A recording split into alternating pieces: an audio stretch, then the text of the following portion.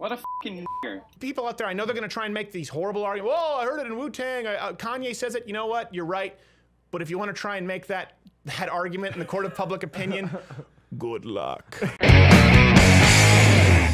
So we have to talk about this. It's been a controversy all across the YouTubes, and this will probably affect everyone who makes their living off of YouTube. PewDiePie has gotten in trouble for a recent video game live stream. We have a clip. Let's show you what he said in his own words in the context first. What a fucking nigger. Jeez, oh my god, what the fuck? Sorry, but what the fuck? What a asshole. I don't mean that in a bad way. All right, okay, so to set this up for people who don't know, who is PewDiePie? Most popular YouTuber there is, 57 million subscribers, 177 million views, I think in the last 8 days. He's more influential than Chris Cuomo in a poncho in the middle of Irma.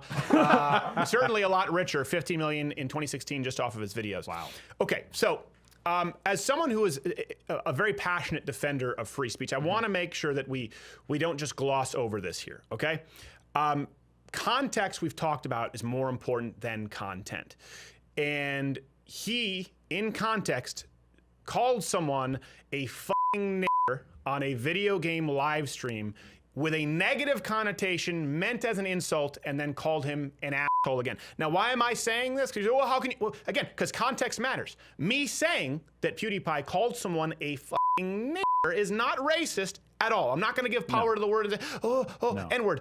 But in the context in which he said it, listen, people out there, I know they're going to try and make these horrible arguments. Oh, I heard it in Wu-Tang. Kanye says it. You know what? You're right. But if you want to try and make that argument in the court of public opinion, good luck. Okay?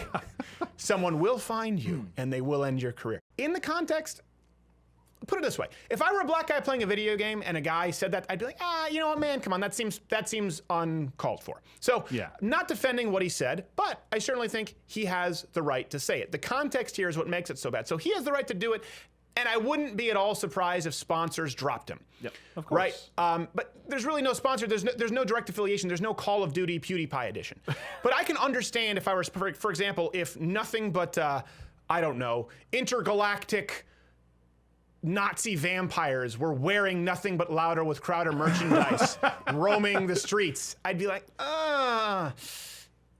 could you not? Like, you know, I mean, I understand I can't tell them, but I would rather not be associated with it. By the way, it doesn't necessarily mean that he's a racist. It just means he was trying to insult somebody. I've seen that. People say things when they're mad. But again, here's something else that's really important.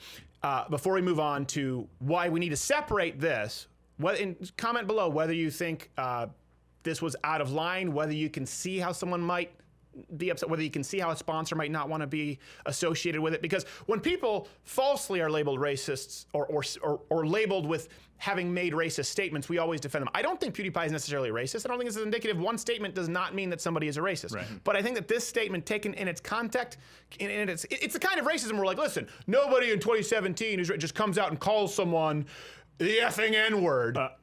Okay?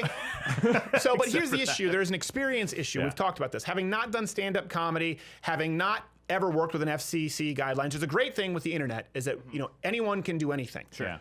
But it's also the bathroom wall of society, and it also means people like PewDiePie who just, you know, they effectively go into a camera, their influence and their platform vastly exceeds their experience. He doesn't know where to listen. When you start doing stand-up early on in a comedy club or sketch comedy and there's a live, you learn really quickly what works and what doesn't. You learn where that line is and where to back it off. And this is why old media, as they die, they point to incidents like this and try to say everyone on YouTube is a hack. So just coming out and defending— And it wasn't a joke. No, and it wasn't a joke. It wasn't a joke at all. So just coming out and defending it, saying, it wasn't a big deal, I don't think is the best defense, because that reflects poorly on people who are doing semi-professional work on YouTube and who understand context over content. That's my opinion there, but I will absolutely defend his right to say it. Now, we need to separate that, whether you find what he said offensive or not, okay? That's a conversation which needs— absolutely must be separated from now you see leftists wanting to commit gross abuses of the law with false DMCA claims. So in response, let me read this. Sean Vanneman, I think I'm pronouncing that right, creator of Firewatch game, announced that that afternoon or evening that he was going to file DMCA takedowns, and he urged others to do the same. So what does that mean? DMCA is basically a copyright claim. Yeah. We've dealt with that on this channel quite a bit. False ones, mind you. Yeah. We've had quite a few. We've never lost. You've seen my lawyer on the program. We had Shia LaBeouf and his buddy did it. Right. We've never, Bob Ross estate. Who else was it? Was it Viacom? Viacom, Mashable. We've never lost. So it happens. It's expensive to fight. We've had to deal with those. Worth it. But here's the deal. They're not saying this is a copyright violation. They're urging people to go effectively on a flagging campaign in direct violation with the actual copyright laws. Because here's a good example. Their website specifically gives its users the right to stream the game online. This is what they write in the Q&A. Can I stream this game? Can I make money off of those streams? Yes. We love that people stream and share their experience in the game. You are free to monetize your videos as well. So, Your Honor, these two youths started monetizing their video game. Let's be really clear here. That is legally binding when you put that out publicly. And by the way, the best plug that these games could have, whether the guy says things you like or not, would be to be featured in a PewDiePie video. Oh, he sold so many games from his influence. Yeah. By the way, he wasn't playing this game. So it's not like the guy came out and say, oh, he's playing my game. He's playing Battleground or something. He wasn't playing Firewatch game. The graphics were subpar. I don't know. But the point is, someone else said, hey, he said something offensive playing someone else's game. And so then right away said he was going to file a DMCA and the video is down. We don't know if that's why it's down. But there's a long history of video game companies giving these channels permission to stream as promotion. Here you go. You have permission from Valve, big company. You have permission from Ubisoft. Huge. So these are big deals. And the reason we need to separate whether something is offensive or not versus the law is because that can happen to anyone.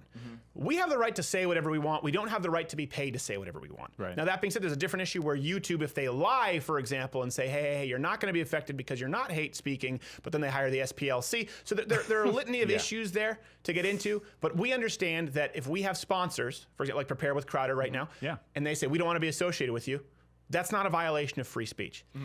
But when you say we are going to use the law as leverage, even though we know it's not only not in accordance with DMCA guidelines, but it's not even consistent with what we've told people who've gone out and promoted our games, that's where we're dealing with a culture of censorship and a culture that is bred from the left. Because what happens if these video games can do that, right? Well, then John Oliver, Samantha Bee. Opens the door wide open. They can come and do Mashable. Shia LaBeouf, they can come and weaponize DMCA complaints. And here's the thing, they'll abuse this method. The people who will abuse this method the most are the people who actively try to silence anyone who disagrees with them. So we've seen this from Tariq Nasheed, right up here. Yeah, let's bring this up here. He's tried this before. The guy who never showed up on the show. He was like, we said, hey, come on the show today. You come on my show. But it's like got 4 listeners on a Sunday. You scared? No. He actually tried this before because someone called on his claim where he said white people invented racism. By the way, there's the quote of him saying white people invented racism.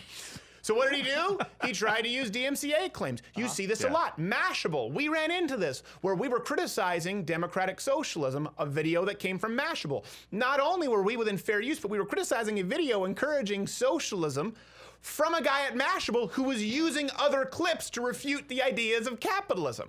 So, and we've never, by the way, actively gone out and filed false DMCA claims. No. As a matter of fact, I think there are people out there who have full episodes from our channel they've uploaded, which actually is a violation. We're like, okay, let him keep it. So the thing is, when you have a culture, and there are 2 issues too with YouTube. There's the law, and then there's how YouTube operates. You know this, because you can get signed permission from people to appear in your video. You can. You can submit this and have them on camera giving consent. And then they can go to YouTube and feel like they don't look very good in the video and complain, and YouTube will force you to take it down. That very thing happened before. We forced it to take it down, so it's really difficult to navigate these waters. So again, I can't stress this enough. We've got to separate whether you find what PewDiePie did to be offensive, because that's a conversation that I even see some people on the right and the left having. I get it. But separate that from people who are going and trying to actively commit abuses of the law, because guess what? Then it opens the floodgates, and the people who will do that the most are the people who actively want to silence voices of dissent, the people who will use the mass flagging, people who are made preferred flaggers according to YouTube's program, people who get to define hate speech guidelines. These are the same people who call yours truly and Ben Shapiro a Nazi. Well, if you label everything a Nazi, guess what? Nazis don't get to speak. If you all of a sudden, because you don't like what someone said, even though they've made you millions on video games, and you falsely slander someone with a DMCA claim, guess what? You can label anyone you disagree with a DMCA claim. So that is really important. That is why I hate identity politics on the left and the right. When people say, well, what has your Constitution gotten you? The law. And this is where it matters. We need to have a principled spinal column here. Yeah.